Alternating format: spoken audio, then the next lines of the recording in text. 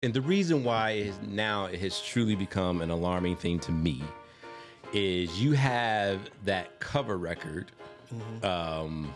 whatever it's called, Cuff It. Yeah. Right? Beyonce's Cuff It. Yeah. But it's featuring Rihanna. 850,000 views. And I can genuinely say that there's a huge number of those views where they didn't realize that it wasn't Rihanna, which is right the whole point. Yeah. So back to what I was saying. What I was saying.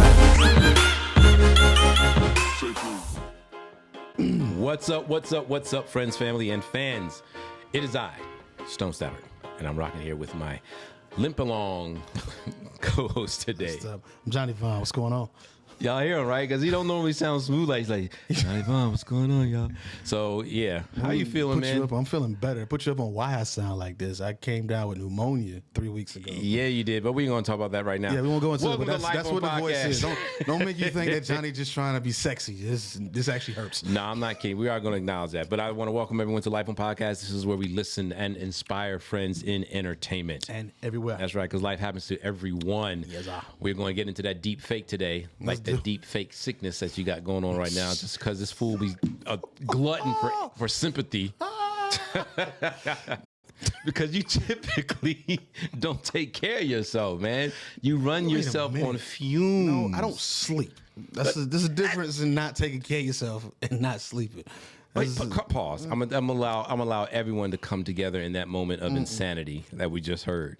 There is a difference between not taking care of yourself and not sleeping. It is. So there is a difference between dying from hunger and not eating. Anyway, I don't know how I forgot in 21 days how extra you are. No, it's, when I say I don't sleep, I just, I'm not getting 8-9 hours of sleep a night like everybody else. It would have been dope if I would have had an AI to do me so that I could have still been working. Because I've just been out of work, which has been a plus. But I have been keeping up with a lot of this stuff. So the fact that you brought it up, I'm interested to see what you think about it. Well, yeah. This whole deep fake thing is getting ridiculous. And the reason why it has truly become an alarming thing to me is you have that cover record, whatever it's called, Cuff It. Yeah. Right? Beyonce's Cuff It. Yeah. But it's featuring Rihanna. 850,000 views. And I can genuinely say that there's a huge number of those views where they didn't realize that it wasn't Rihanna, which is right the whole point. Yeah. I don't use the term lightly. And you asked me, or I think one of our guests before, who was it? Was it Leslie? When we were talking with Leslie Brathwaite, and we were like, is it scary or exciting? And we're like, we're excited. And I was like, and you said that I'm scared. I said, no, I'm excited actually. But stuff like this turns it into, I don't like using the word scary, but I'm concerned. People were concerned when we were still writing checks to Publix, when we were making the switch over to using debit cards. People were concerned. And it was the same type of concern. People were concerned about the whole Y2K bug. What are computers going to do with these Linux and these Unix systems when the 00 hits? People were concerned. And hindsight being 2020, we had nothing to be concerned about. And that's kind of how I'm going into this. The only thing that'll make me jump up and panic is, if one wakes up and it actually says, all right, we're going to take over. All right, now we got a problem. But I think worrying about it before you actually see signs of it happening, you just have worries now. All right, well, let me give you one. Okay. Let me give you one. So just the other day, this woman, she gets a phone call. I heard. I was going to actually talk about the ransom one. And so for those who may not know the story, a woman gets a phone call. Yeah. Her daughter's voice is on the other end, crying, said, "Mommy, I messed up. Mommy, I messed up." Of course, now if any parent heard, heart spikes and blood pressure's through the roof. She's like, "Baby, what's wrong? What's up?" And then a man gets on the phone and he's like, "We have your daughter. We've taken her. You have to pay $1 million or you won't get her back.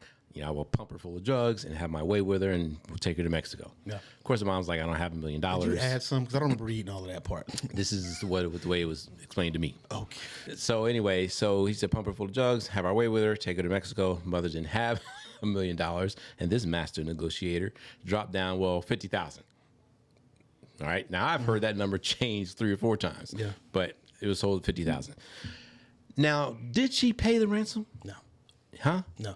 See, I didn't think because someone said she paid the ransom. I was like, I didn't hear that she paid the ransom. The story I read, and it could be another story on this. And finish it out, just so you know. It says she was calling people. Finally, she called her husband, and her husband was like, "No, she's fine. She's upstairs in a room, asleep." And see, the story I read said that she called her. They actually, like, her sister or someone was in the room and had just talked to her and knew she was fine. So yeah. So this is how these. All right. So that was a whole other layer. Yeah. Well, okay. For me, this is one of those things that I've been trying to train my mom and dad since they've gotten into computers in the last 10 years. Is that when you get those emails or those text messages saying, "Oh, your account is closed," don't click that. Right. Immediately go to the actual website, log in, and see if you have a notification in whatever they're saying. Because anybody can fake your phone number now. VoIP fakes have been around forever. People just are starting to use them more and more. Same thing with the email address. I can send an email from anybody. And, because one thing that people don't know about Google is that whenever you put dots in names and titles, it'll create a different address, but it shows up as the same thing. So Gmail accounts are really easy to spam. So like if you wanted to send something to johnnyvon@gmail, you can create j.o.v.y Vaughn@gmail, and it still sends as if it's coming from Johnny Vaughn. So it's easy to fake that stuff. And a lot of people don't know that that's a thing. So I've been harping that, hey, when stuff like this happens, immediately check source. Now, I do understand that you're getting, hey, I have your child. There's a panic factor that's involved. So I'm not discounting that that's a real thing. But there's still some, do you have a code word? Can you corroborate certain things? I keep telling Taz we need to learn sign language and we need to come up with our own thing. She never called it dumb, but she thinks it's dumb. Until you need something. Until you need something like that. And I love what you said, and you like check source. But nowadays, you have to check multiple sources. And I actually do that all the time. Whenever I see something, I'm like, whoa, what? And that seems like it's legit. I always try to find like 3 or 4 reputable sources that can, is it corroborate? Corroborate, yeah. Oh, corroborate. Yeah, I didn't think, I always felt dumb saying corroborate. I was like, something about that doesn't even feel right. Elevated your linguistics today. Yeah, corroborate. But I always try to corroborate with at least 3 or 4 legitimate sources. Don't just find other stuff that match. That's not, it has to be that was legitimate, trusted sources. Yeah, that was a big thing for us in media. I remember when bin Laden was taken out. I was actually on air when it happened.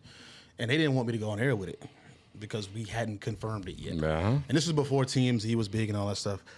There came a point after we had to check Fox, had to check CBS, had to check all our RSS feeds, get it from corporate before we could actually go to air, make sure it was confirmed. Because if I would have went and said it and then it was wrong, now we got a problem. Heck yeah. Which happens all the time still. Then something happened with TMZ to where, I don't know, they just became plugged into everything. If TMZ posted, you can almost go to the bank with it and you know it's real. They haven't been wrong in like 7 or 8 years. Right. But yes, corroborating sources and checking multiple places to be sure that the information you got is important. And it's going to become more vitally important. That's just going to become a part of our new norm with the introduction of what this AI is. And it's going to suck for people who are lazy. Okay, let's just call it a spade a spade. You don't want to learn new tricks, then, be the old dog. However, if you get suckered by some of this stuff and, Kukufu, the new prince over in Nigeria, is stealing you stuff and you still let him see something in your checking account. I still can't believe you, bro. To this day, people still do that. Yeah. But it's because people don't do the small things that can help against it. So I don't want to make it sound like I'm downplaying that it can be serious, but I mean, we've got other threats that are serious too, but there are steps you can take that can make that a less serious scenario. Well, the reason why I say that is, do you remember, this isn't apples and apples, all right, but you'll understand the concept of the relation of the concept. Do you remember the movie War Games? Yeah. Back in the 80s, right? Okay. So now I forget just how old you really are.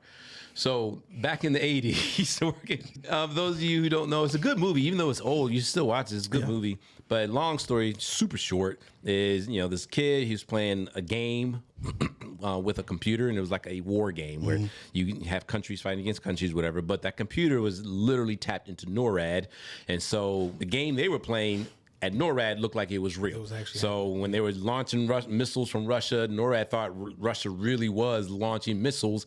And so we almost launched at them, the whole World War III. Yeah. And if I'm not mistaken, I believe that was based on a true story. There was like an exercise that happened in the military that actually went wrong where they believe that like a missile was launched at Hawaii or something like that, and like Hawaii's alarms or something were going off and all kind of stuff. Oh, wait a minute. It was, but it turned out to be some technician or a maintenance man's fault. Yeah, that's right. That's right. It was some real. It was something. Hey, Michael Jackson walked in the room again. Job gone. Job gone. We just need to sample that because we've used that like 3 times now. I can get it in there for the next one. But yeah, those. So that's a real thing. So TV stations have already been hacked signals before. As of right now, literally, just pop on. There's Joe Biden saying, you know, my fellow Americans, this is not a test, blah, blah, blah. And now we're going to war or whatever. Mm-hmm. And Biden was nowhere near, nowhere around, and you couldn't tell. Like that is a reality that we're living in right now as you're listening to this podcast. Yes. So that's why I'm like it's not so much that it's like it could be a threat. Like it's so real. Like you have to take steps at this point. What steps those are, I don't know. Absolutely take the steps. So this is where I'm at. I know the level of redundancy that we have just in broadcast radio for when an event like that happens. Right. And we are not the most technologically sound. Mm-hmm. Because there's some technology that I use in the live world that I'm just like, you can just integrate this in the radio to make my life so much easier, and they won't do it. Right. So scaling that, I have to assume that the governments and militaries that have hidden tech have technology that we don't know about, and they have a way to defend against said things. And I have a level of confidence at it because at every level that I'm at, that exists. And I would hate to, my faith can't be rocked that much to think that I'm the pinnacle of what that technological advancement is. Listen to me. Our government has done enough to let me know that they can be flat out dumb. No, they can. And the reason why they can't is because it's run by humans. No, absolutely. So absolutely, I can see where somewhere in there someone didn't do their job. You had one job. That's why we got an AI in the background double checking the people. Oh my gosh, man. There's a serious concern from a safety standpoint. I get it. I think it's more so from the entertainment aspect of it. Right. I think it's entertaining. All right. So it's entertaining until someone's messing with your money. You understand what I'm saying? So, like, you look at these 850,000 views, okay? What if they had decided to actually put that on a DSP? That's money that either Rihanna or any writers involved are not seeing or missing out until it gets caught and all this kind of crap. So, and then... How is that any different than the MP3 era? It isn't. It just exacerbates it. Okay. You know, just because I have a paper cut doesn't mean I want you to come down with a machete and be like, well, you already cut. Here, let me just go and take your whole arm off. I mean, exaggerating, but that's the point. No, I get it. I don't think I'm looking at it. You said it's not apples to apples. It's apples to Have you ever had a song released? Yes. Back when you used to do music? Yeah. What was the title of it? Ooh. Well, okay. So it was not something radio played. It was music that we had that was played on Nat Geo when we were doing TV Sync stuff. All right, so Nat Geo. I count that as release. All right, so say this Nat Geo, and then someone out there and did a cover of that AI and sold it, and you heard it. First thing you're going to do is you're going to be like, whoa, ain't nobody clear no license me. You're not going to be like, it's entertainment. This is for entertainment. This is where AI is going. That blah, blah, blah. Well, there you go. So that's my thing. It's like that. It's nothing to be played with. And people are still trying to understand. Look, this whole thing is about to be as messy as crypto was/is when it first came out. Crypto and NFTs, how everyone's trying to scramble, like how does it work? How do I make money? The scammers are getting ahead of time while they're taking advantage of everyone's confusion. Meanwhile, the United States is like, well, how do we control this so we can make money off of it? So it's a whole bunch of bucket of confusion. That's what this AI crap is going to do right now. Every technology. Well, no, it does. I'm not saying that's anything new, but that's what we're going to run into because people still don't understand that you have an inalienable, innate right to your likeness and to anything that looks like you or sounds like you. Legally, you have a right to it. And a lot of people don't know that. But what if you're signed to a record label? Clearly in your contract, that record label says we own your likeness, your image, blah, blah, whatever pertains to that music, the record label owns it. So then you have a song that goes out there and it's not really doing anything. AI comes up, covers that song, looks like you, sounds like you, blows up, and there isn't jack really you can do about it because it's the label actually now owns the likeness and the sound as pertains to that song. Like people don't even look at those steps of it all. This thing is freaking serious. Okay. That's not the time for you to say, okay, I don't like post-pneumonia Johnny. I don't know, man. I have to get. I'll say this: pneumonia has changed my outlook on what's important, and Jesus. How I mean, it's not that I didn't already have this perspective. It's just deeper now. No, it hits you. Yeah. The things that are important aren't that. The AI story with the attempted ransom thing, seriousness, yes. The likeness copy stuff, that stuff can be traced and it can be rectified still. It can be traced? Yeah. How easily? Absolutely. Extremely easily. I mean, they're still trying to trace this Rihanna thing right now. Matter of fact, they're still trying to chase the guy that, well, who, I'm saying the guy, I shouldn't say that, but whoever did that with the ransom thing, they still haven't. I will say this. When they did the Deepfake of Barack Obama and they did one of Joe Biden, they knew who did it in 48 hours. The people who need to know already know, and that's that level of stuff I think is just not out. And honestly, I honestly have to say I believe you on that. I definitely have to say I believe. If we can sit here and have a conversation about all this, and then on my phone I'm gonna start getting a whole bunch of stuff about Deepfake and da da da.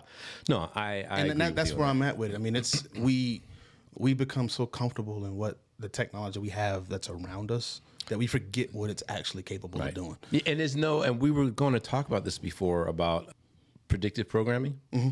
Remember, and that's not like, it's fun to check it out. Like, oh my God, The Simpsons talked about this, and oh my God, the war games. But it's not a mistake either. I think that's a time traveler, but that's a whole nother thing. After watching Infinity, I'm not 100% against that. There might be something. Might be something to that. Might be something to it.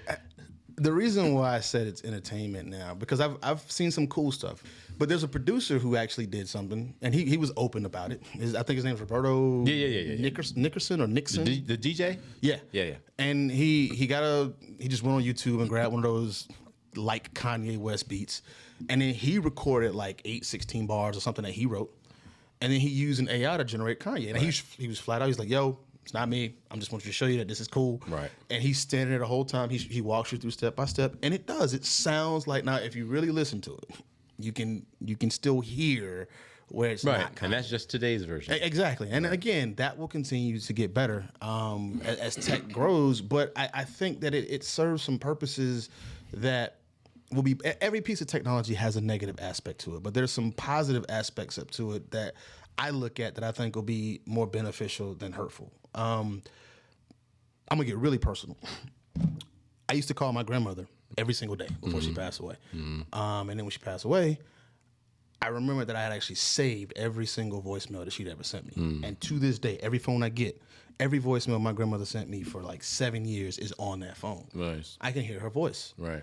Those will be things that we'll be able to recreate when you don't have one. There's a story that came out yesterday. I think it was it was a ball player in Texas. There was a cop who held him up because he ran a red light trying to get to a hospital because his mother was dying. And his mother passed away while he was out there dealing with a cop. Not being able to have that last conversation, AI, I believe, is going to present. I mean, you may still know it's fake, but it may present an opportunity to offer some closure, some healing. And I think those aspects of what it can be used for will be. They are. And don't get me wrong, because we're pointing out the potential dangers doesn't mean we're denying that it's extremely beneficial. Yeah, I find it funny that Mr. Positive here is just harping on the negative. But what I feel that we can do is we focus so much on how positive it is, we underestimate the dangers of it. For example, this whole thing, we were just joking the other day, and you and I even joked a little bit when I was doing a phone number. You're like, you remember phone numbers? Oh, yeah. And I was just talking to somebody, and I think we talked about it on the podcast before, about the more we're using technology and AI and stuff, the less we use our brains, and our brain is a use it or lose it muscle. No one argues. See, I still don't, I disagree with you when you said that, because I just think it makes us use our brain differently. There's always going to be people that's going to laze out, that's just not going to think. No, right. But when you rely, and I wish I could quote the science one, which is why we haven't done the podcast yet, because I can't. But, literally I was watching something on, not Discovery, I can't remember the channel, it's not important, but they were showing the firings and stuff like that. And they were talking about how this brain right here is used for the calculations. And if those neurons don't fire over time, they die off and you lose them. Like, period. You literally have to restart. He said it's almost like learning to walk again. So it's not like you're just going to walk up and be like, oh, 1 + 1 is 2. And he was being exaggeratory. But the whole point was you have to start from scratch again. And he's like, that's how the brain. He literally. I remember seeing that. And the whole thing. He was like, it's a use it. The brain's a use it or lose it I too. saw something that proved that to be wrong because that negates the whole it's like riding a bicycle concept. Once you know how to ride a bicycle, it may be a little unfamiliar. You can go 15 years without doing it. You will be able to ride. That's not cognitive. That's literal. No, that's why they call it muscle memory. Muscle memory. What do you think? No. I'm not saying it's not connected to the brain, but it's not cognitive. It's still not absolutely cognitive. There's something up here that has to be able to tell these motor functions that what part. to do. Trust me when I say I agree. I'm not saying it's totally disconnected from the brain, but there is a difference between learning how to ride a bike and then not riding a bike for years and it all coming back to you, and then knowing how to do an algebraic equation and never touching math, and then suddenly you just know how to do that equation again. It's completely different. That's what I'm calling cognitive. I disagree. I mean, it's cool. It's cool. You can disagree on it if you want. What year is this? 2023. I took DivEQ in 2007, and that was the only year I took DivEQ. Right, and that's you. And I looked at a DivEQ equation 2 years ago, and it came back. So I will go and do the research on it because I will say that is the exception and not the norm. That's what I'm saying. Like I saw that and story, and and I saw scientists come out. It's always a blanket statement. Yeah. You will find exceptions for everything. Absolutely. You know what I don't think AI is going to make us stupid. I love Star Trek. I love Star Wars, and technologically, AI is extremely prevalent in those universes. If we continue to evolve, I do feel like we will reach type 2, type 3 civilization stuff if you want to get into the whole Kardashev scale stuff that physicists talk about. And if and when we do, it'll be necessary that trivial remedial functions are handled by something else because our brains will be handling higher functions. Higher functions. Your I see what you're saying. You're seeing it more as a trade-off. Yeah. You can't start functioning. I mean, let's scale it back down to this business owner.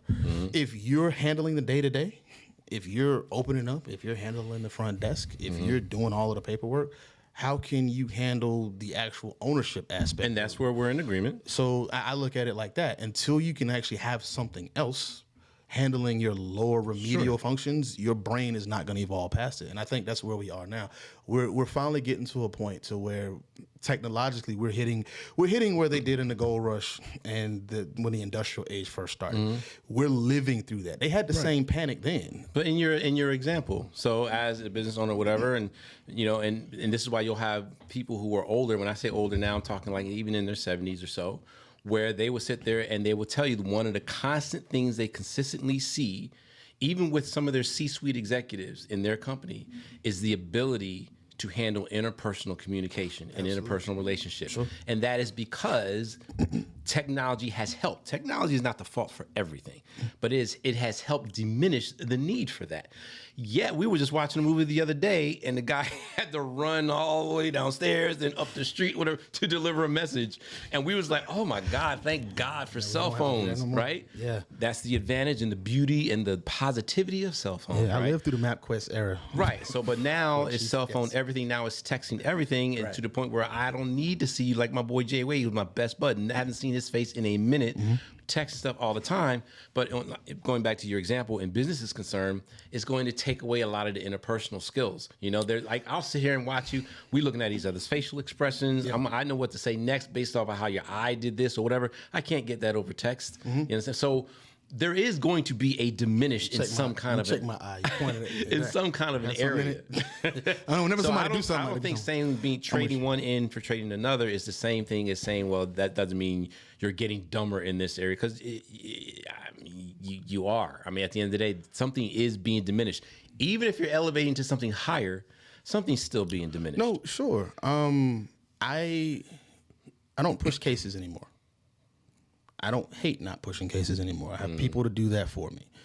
However, I do have to handle all of the He does live sound, so he literally means physical. I'm talking physical cases. Yeah, not like a case for argument or something like that. I am. That was something. I'm sorry. But in doing that, it doesn't change the fact that there's a right way to do it. There's a way to push 3 cases at a time. And I'm using this example because... Or wrap cables, because I still don't know how to do it. Absolutely.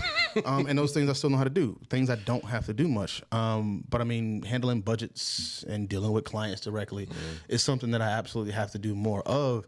And the interpersonal side of it is annoying. I use that example to lead up to this. You get to that point to where you realize that even some of that isn't necessary. And I've used Lucy as an example a bunch of times as the perfect... The movie. The perfect prime. If you haven't seen it, with Scarlett Johansson, she ingests some kind of drug and she has too much. Yeah. And what it does is it hyper evolves her brain, almost to the point to where she literally becomes a god Part of the in whole... a sense. Yeah. But as it happens, you start to notice that emotionally she starts to become... She's just dry. Less. And... Matter of fact, she kissed the guy. And he was didn't like, feel what was anything. that for? She was like, as a reminder. Yeah. Exactly. And I mean, it was the thing. For what? Because at a certain point, do you need it anymore? After a certain point, like a lot of our emotions are our problem. Well, it's going to know what the reason why this is. I know I cut you off. The reason why I know this is going to end up being a circular conversation because we're not really disagreeing with each other. No, we're not. But we're bringing up. It's just points. Yeah, we're bringing up points that will always find a counterpoint. Yeah. And it's like water. But that's water what you is gotta absolutely necessary for life. But then water will kill you. So it's like. Yeah, so that's where technology is, and I think that's the important thing. People tell me I'm dry. People tell me I don't have a welcoming personality. I do. I don't use it. You're all like the time. Melba toast in the middle of an Afghan desert.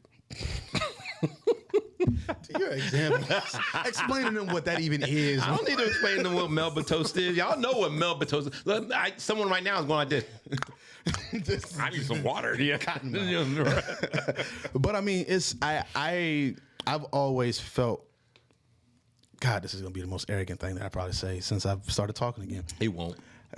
It won't. I have felt that when it comes to emotional evolutionary progress, I'm on a higher scale than most because I can turn those things on and off, and I do. Okay. I don't give the happy bubbly. I can allow myself to feel it if I want to, but most of the times I block a lot of that stuff out because it interrupts the logical process that's needed for what I need to do. You know what Tosh calls that? Asperger's. Okay. I may be undiagnosed. That's possible. That's very possible. Like, you have Asperger's. That's exactly what she would say. I would believe her too. I would believe her because Tasha knows what she's talking about. Man. But I think that's where we are, is that we've learned how to create something that's going to help us, check one of our greatest pitfalls as a species, but then push us into whatever that next, whether it's creatively, artistically, culturally, politically, it's gonna help us view things through a different type of lens. Even asking the questions of how bad is this? Let me ask you a question.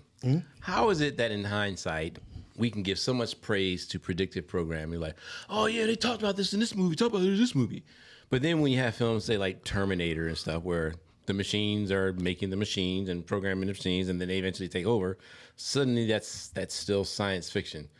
Like, why do we do not feel that? Oh, this is predictive programming. So, I get real conspiratorial when we start talking about that because that goes into what I was talking about with governments have this tech.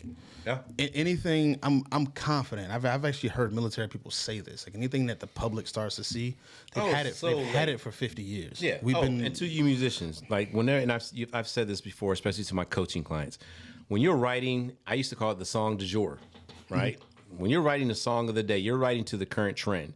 You have to understand that a lot of the songs, I have to say a lot because technology changed that as well, but a lot of the songs, they were written a while ago. Yeah. They just made it out. Now, the technology, there are songs that were written freaking 2 weeks ago, and now they're out. So that part has changed to a degree. Yeah. But the point is, if you're writing for what's current, you're late. Right. At the end of the day. Timberland just did an interview. I don't know if it's the other day. I just saw it the other day while I was bedridden, and he was talking about. Yeah, see how you slipped that in for a little sympathy check. My bad. I'm so glad you're here, brother. I'm so glad you're here. He just needed that. He needed to be back. I'm better be back. Well, I was on my line at knocking at death's door. Man, had to get better to die type stuff. No, but Tim was talking about how he can't do things now the way he did in the 90s, and it excites him. He says a lot of producers are, and it's true. A lot of the greats from my generation, your generation, are upset. Troy talked about it too. They're mad at the young guys, and Tim is like, I'm excited because I feel like now I'm finally learning what this is that they're doing and how to do me in it. And I always reference back when we talk about the collective and stuff like going back to the whole, how long has tech been around before they introduced it, and answering the question with predictive learning and then Terminator stuff. Tommy Lee Jones said it in Men in Black. He was like, the person is smart. People are dumb, stupid, egotistical, and you know it. And we are. As collectively, when you if you come to a group of people and you say, hey, this is the new tech, it can do this. People are gonna spaz out because everybody's gonna have a different perspective, and it's gonna funnel to panic. If you go to each person individually, you can present logical evidence for why, and then give them an explanation, and then bring them to the group with the information, and you'll have a completely different response. And that's what it is. I think that collectively, governments, agencies, people who have their fingers on this tech. Have been slow dripping it to us for. That's why you've been seeing. I mean, they always say if you see it in a movie, it exists. Yeah. I agree. Because it's our imaginations are great and all, but some of these movies are like, if you look at the physics behind how magic and flying cars and stuff, it's like physically the math checks out. Right. And it's like, okay, they're who are they sourcing to be able to make the math check? Right. Like the black hole that was in the Lincoln. I'm messing this one up. I can't. Yeah. Interstellar. Matthew McConaughey. Interstellar. I'm coming back. I'm getting back. You said the Lincoln guy. Yeah, that's why he was That was good. spokesman. I knew what you meant. But when they talked about how realistic that black hole was and how close to reality that is, it's because they're sourcing actual material that we know now. So that's what I think about that. I think that we can give credence to the positives of what predictive learning and all that stuff is doing, and still treat certain things as sci-fi because we're keeping it in the time capsule of when it existed, and for what the public had been slow dripped and introduced to and accepted. Now, if you talk to my son, if you showed him Terminator, he 100% thinks that stuff's real, just because he's seen stuff around that that's similar. Yeah, like I did a conference about a month ago. It was an actual science conference here in the Georgia Memorial Conference Center, and they had one of those robot dogs running around the whole week. Like it was just there, and I mean it would stop, it would stand up on two legs, it would let you pet it. It had cameras, it could roll over, but I mean it was one of those robot dogs. Right. And we didn't have those 20 years ago. No, we didn't. The consumer didn't. The public didn't have that 20 years, but they were already functioning. And now you can see the videos of the robots dancing in sync. They're actually doing the dance moves and stuff. And again, it's a slow drip thing. So I think that's a long-winded answer. Yeah, I was like, so what was the point again?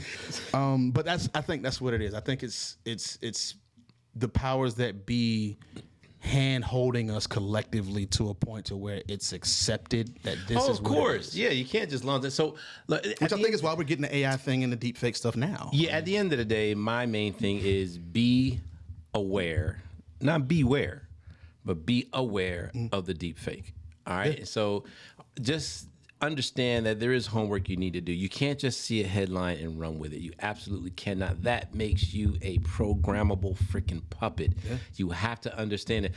I hope you get that. Like it's a trade-off that you don't have a choice in. It's not like you're choosing. You don't have a choice in that trade-off. It's either you do your due diligence or be a programmable puppet. Right. Those are your two options there. So it's not like, well, I don't really do my due diligence, but I ain't no fool. Well, I'm saying, yeah, you are. Yeah. Like you are. Like yes, you are. So I can't make it any more plain. No, like I can't make it any more plain than that. Absolutely. So yeah, so be aware of the I would say this, go a step beyond being aware. One of the things that I'm working with my son now is three things. It's one, expand your thinking. Yeah. Two, think creatively with your time. Three, plan through the details and then meld those three things together. Mm-hmm. So be aware of it, yes. But I encourage people to go out and try them. Like find the apps are out there. For sure. Get out there and see what you can do. Please get off of the whole, I don't really know how to do all that. I live with someone that's Chat GPT will talk you. She goes, you just mad because you can't delegate. I'm like, well, I'm not the best at delegating, I'll admit. Yeah. But I sure know how to do a whole lot of freaking stuff. Yeah. I think I'd rather know how to do a whole lot of stuff than just be like, well, I can delegate everything out. Because when you're delegatees, are gone, you're like, I'm still super old school where I live almost from an imperial period where, if you went to ancient Japan, yes, you had to deal with samurais, but the baddest samurai that was there was the emperor. Right. You did not want to fight that guy. don't want to fight the emperor. No, it's not the dude You you have wanna a mess with. shiny piece of hair that just keeps making me think you have milk on your beard. It's driving me nuts. I mean, Zaddy loading, Bray. Zaddy is loading. The gray's coming in. You know what I'm saying? No, But yeah, so the baddest emperor. yeah, well, no, I still function like that. Like when every crew that I'm on, I know how to do everything.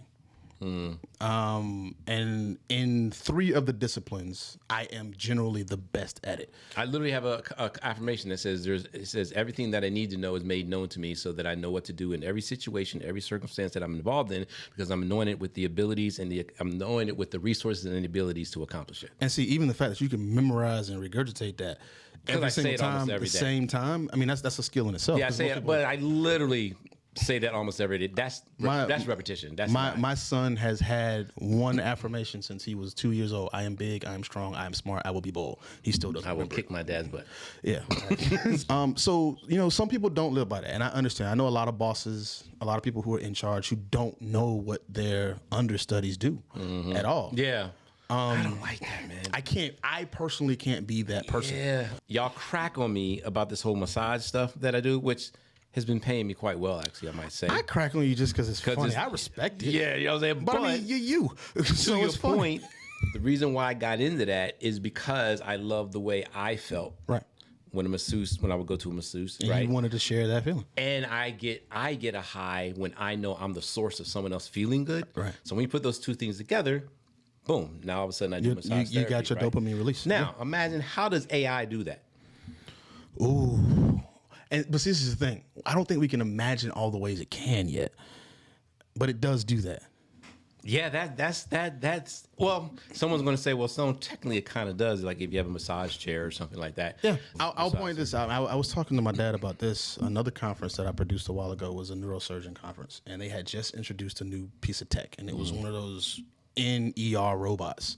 Okay. And they let me play with it. It was super cool. And the demonstration they did, the surgeon from London actually came in, but he went to another room and was actually working it with his phone. Yeah. I forget the term for that, but that's what Jack Tosh up. Was it? Well, it's not perfected. Obviously. Yeah. And they also It's still prone to user error. They also admitted that it was not perfected. But what I'm saying is that computationally, I used DivEQ earlier as an example. This computer can computationally do any differential equation mathematical problem faster than I will ever be able to do it with less paper. Absolutely. But we had to program it to be able to do that. And you know what? As long as that's always the case, hearts and minds are probably a little bit more at ease. Sure. Then you program it to teach it how to program others. Yeah. And I think that's what it'll be. But it will. Again, 1,000 years from now, we'll hit another critical mass where there'll be a panic session where sentience actually happens. And it may happen before 1,000 years. I don't know. But that's where we're going. And I mean, you can panic about it, or you can accept that that's where it's at, and you can put your hands on it and be a part of it. Right. So to answer your question, how does AI do that? It does it by taking the computations that we use to program it. Right. And I mean, it can study all of our emotions and replicate it perfectly. I mean, they've got robots that feel more human than me. I've touched one. It was terrifying. You tell Gwen? Yeah, she was there too. Well, she there. She knows about it though. She does. Yeah. I haven't bought one. I know it's not on the bed. Y'all talking poly or what? Where we going? That's my private life. You know what but we're at the beginning stages now to where we can't fathom what it can do. But at the same time, we didn't have self-driving cars 40 years ago. It was a concept. I mean, I think we had it, but now consumers have it. And if we continue to look at the exponential jump in what it's doing, yes, AI will be able to mimic everything we do and provide that same feeling. It'll be able to provide happy, warm bedside manners like doctors at some point. Like happy something else. I was like, wow. Wow. All right, so I have a closing thought on this. I want to see if I can articulate this well.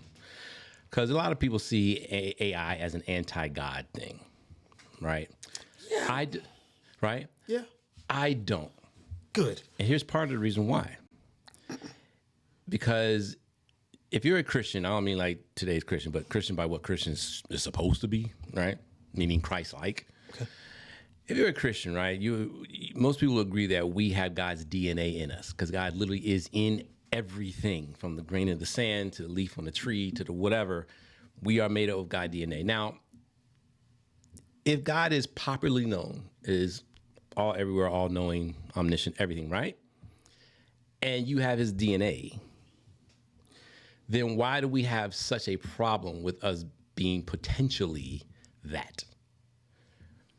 When we make these technological advances, all we're doing is taking the step in what our DNA is made available to us. Now, I'm going to say a personal belief. Yes, in the Bible, it's personal belief. I don't think God will ever allow us to have or do anything where it becomes worshipped or honored or idolized above him, her, and him. Just so y'all know, in Hebrew, Yahweh is male and female, so don't get on me on that.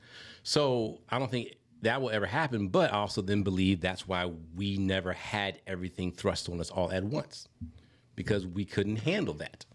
You know what I mean? This phone, these laptops, everything we're using right now has been on this earth since day freaking one. We didn't invent crap.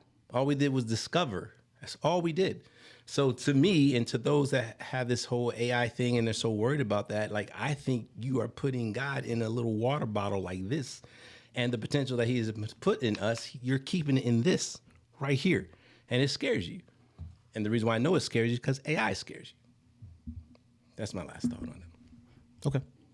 I don't know who we're talking to on that. I wasn't talking anyway. It was my closing thoughts. Okay, like, cool. Walter Cronkite. I have nothing. I have nothing to say on it. Was it Walter Cronkite that did the closing things? Was it 60 Minutes? He did the closing. Yeah. I can't remember. But yeah. I that whole thing takes me down a completely different conversation that we don't have time for on this particular episode. Yeah. I want you to get your rest today. I'm not gonna do it. But I think a lot of that stuff is divisiveness. A lot of that stuff is put out there just so people can have opposing opinions to fracture any type of unification on thought process. I will say this. I don't think God cares enough to because if he did, stuff wouldn't happen the way it's happening. He spun the top and he's letting the top spin. And if it goes that way, cool. If it goes that way, I've never been one to believe he's one of those, his fingerprints are on everything.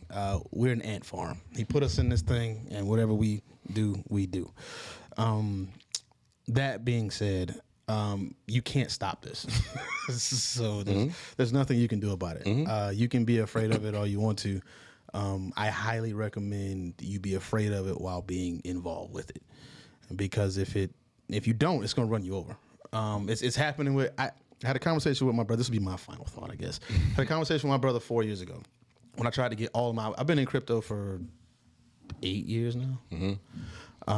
So it was doing nothing. I lived through the initial first big boom where we did great, and that was an accident. After that is when I started trying to get people into it and started trying to teach them what I knew. And I told them, I said, money is going to go away as you know it. It's already digital, and they didn't believe that, but it is. It's numbers on the computer screen. But I said, nah, man, cash is king, cash, whatever. And then as soon as we got to the pandemic and they started running into places talking about, oh, we don't accept cash anymore. Oh, there's a coin shortage. Then people want to come and ask, what was that thing you were talking about money going away? And I was like, I tried to tell you this bus was coming. Right. And to prepare for it to come, and you didn't want to. And now I'm not doing that And that's why they call you Johnny Noah Wells.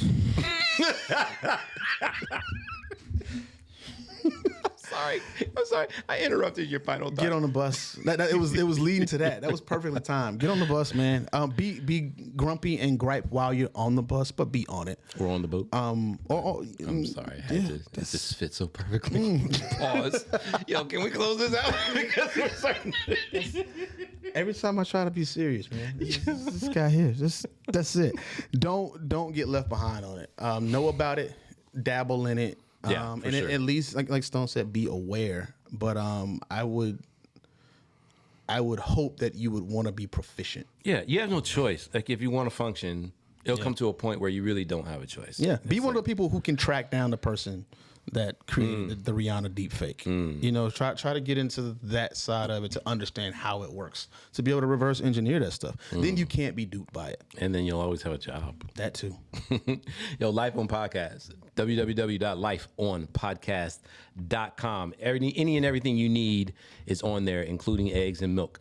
For me, that's stonestafford.com. That's 2 F's, not Stanford, not Stratford, not Stadford. It's not difficult, people. It is stonestafford.com. Just Johnny Vaughn, JUSTJONYVAN on all your stuffs. Hey, man, we appreciate y'all. We love y'all. Listen, we were doing well for a while, and we're still doing well. But we're going to ask you guys to keep it up. Tell a friend. All right, tell a friend, share, like, subscribe. We're going to hit that 1 million subscribers in 2023. Can't do it without you, so we want to thank you in advance. We appreciate you. We love you. We're out. Peace. So back to what I was saying.